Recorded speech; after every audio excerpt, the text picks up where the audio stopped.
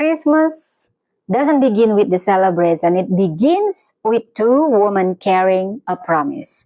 One old, one young. One barren, one a virgin. Yet both chosen. Both empowered not by status, not by ability, but by God's promise.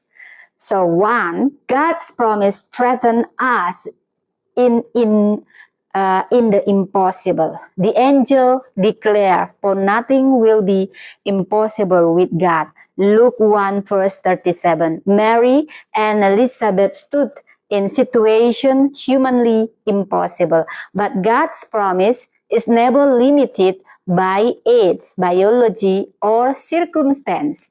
Then, if God's promise feels unreasonable, it's because He's preferring to do the unexpected. Don't focus on how can this be. Focus on who promised it.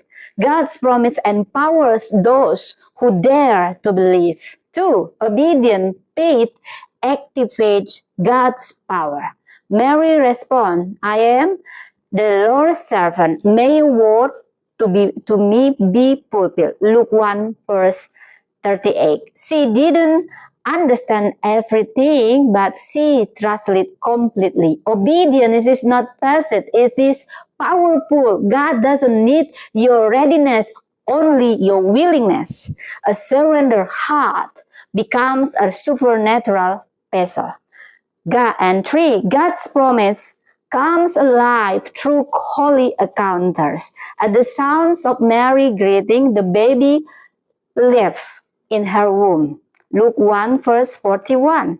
At Mary's greeting, the baby in Elizabeth's womb leapt. When faith meets faithfulness, heaven responds. Surround yourself with people who make your spirit live, not shrink. When believers meet, heaven moves. Mary believed and the promise became blessed. Elizabeth rejoiced and the promise lived. God spoke and the promise lived. We too are empowered, not by strength, not by perfection, but by believing the living word. So,